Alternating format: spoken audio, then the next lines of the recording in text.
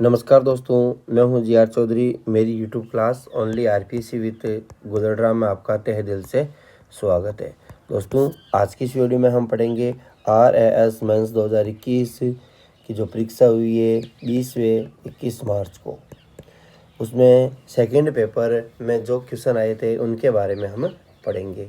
तो 20 मार्च को second paper है वो हुआ था। उसमें प्रशासकीय नीति शास्त्र, सामान्य विज्ञान एवं प्रौद्योगिकी, पृथ्वी विज्ञान जिसमें भूगोल एवं भू विज्ञान से संबंधित क्वेश्चन पूछे गए थे। तो प्रशासकीय नीति शास्त्र इथिक्स का 65 नंबर का पोर्शन था और general science and technology 70 number की थी और पृथ्वी विज्ञान है वो 65 नंबर की थी। तो कुल मिला के 39 क्वेश्चन थे और नंबर कितने थे?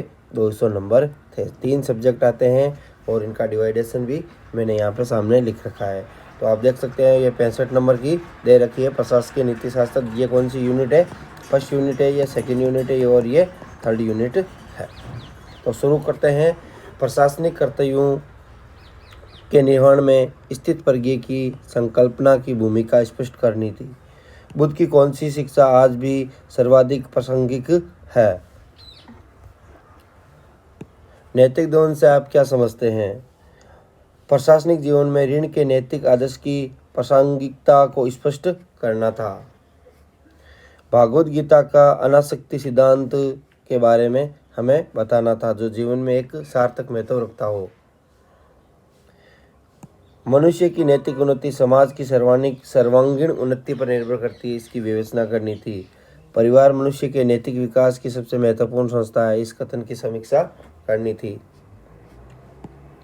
कांट किस प्रकार सापेक्ष व निरपेक्ष आदेश के आधार पर अंतिम शुभ की व्याख्या करनी थी? आमतौर पर एक स्वस्थ एवं उत्पादन जीवन जीने के लिए व्यक्ति की न्यूनतम बुनियादी जरूरतें क्या मानी गई है? इन न्यूनतम को सुनिश्चित करने में एक प्रशासक की क्या जिम्मेदारी होनी चाहिए जिससे कि वो अपना जीवन स्तर है वो उच्च कर सके? लोक सेवा की उत्कृष्टता के लिए आवश्यक प्रमुख नैतिक मूल्य कौन से हैं?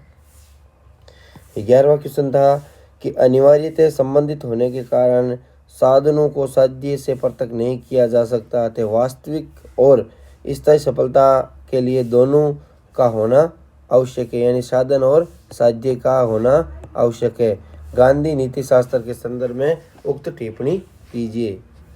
यानी गांधी नीति शास्त्र से संबंधित आपको लगभग क्वेश्चन मिल जाएंगे। नैतिक निर्णय लेने में महत्वपूर्ण कारक को समझाइए। जैसे इसमें 10 नंबर का गांधी से संबंधित क्वेश्चन पूछ लिया और लोक प्रशासन में पूछे थे 7 सामाजिक पाप पूछे थे। तो दोस्तों देख लो, गांधी जी से संबंधित 20 नंबर के क्वेश्चन तो ऐसे ही पूछ लिए गए। नैतिक निर्णय लेने में महत्वपूर्ण कारकों को समझाइए। यदि नैतिक निर्णय प्रशासनिक निर्णय के विरुद्ध हो तो आप दोनों में से किस प्रकार समन्वय करेंगे? 100 उदाहरण समझाइए।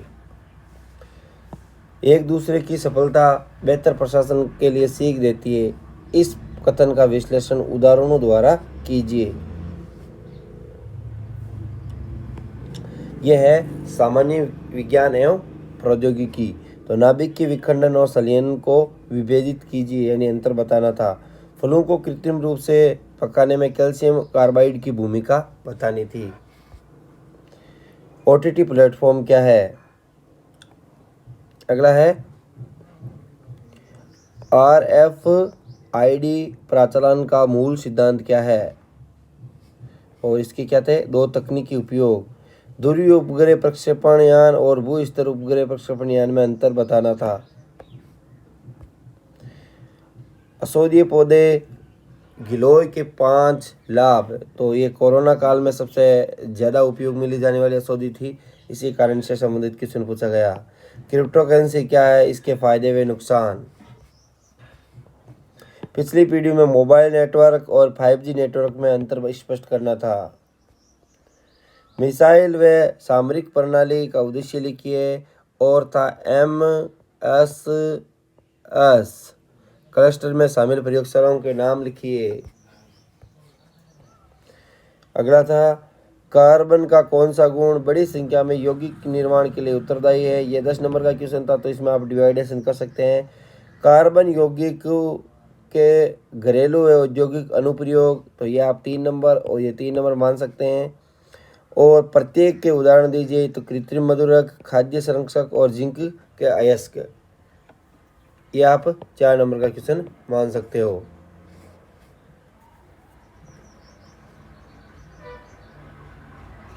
मानव आंख की कार्य प्रणाली का वर्णन करें। दृष्टि के किसी एक अपवर्तक दोष और उसके सुधारात्मक उपाय की व्याख्या कीजिए। रियल टाइम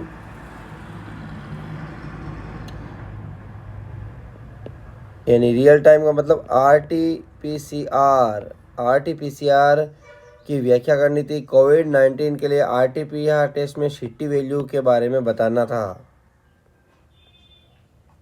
निम्नलिखित भारतीय वैज्ञानिकों का योगदान।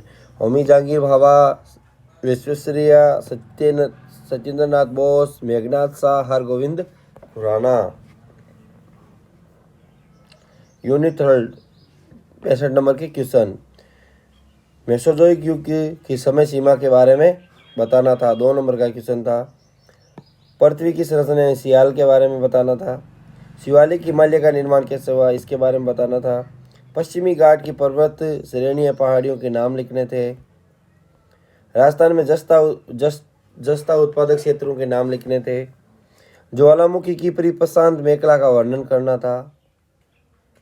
रॉकी पर्वत श्रेणी की भौगोलिक विशेषताओं को सापेक्ष में बताना था। भारत में उष्णकटिबंधीय सदाबहार वनों की भौगोलिक विशेषताओं के बारे में बताना था। राजस्थान के हाड़ौती पठार की भौतिक विशेषताओं के बारे में बताना था। राजस्थान के प्रमुख धात्विक खनिजों के वितरण के सापेक्ष में विवेचना करनी थी। दक्षिणी पूर्वी एशिया की भू राजनीतिक समस्याओं के बारे में लिखना था। 10 नंबर का क्वेश्चन था। राजस्थान के गैर परंपरागत ऊर्जा के विकास का विवरण कीजिए। बुध रोवर स्थल की अवधारणा को स्पष्ट कीजिए। राजस्थान में इसकी संभाव्यता पर प्रकाश डालना था। दोस्तों वीडियो अच्छा लगा हो तो वीडियो को लाइक करें और अपने दोस्तों के साथ शेयर करें। दोस्तों जितनी कोशिश होगी इसी तरीके से आपको ये पेपर पूरा सरल भी करवा दिया जाएगा। Thanks for watching us.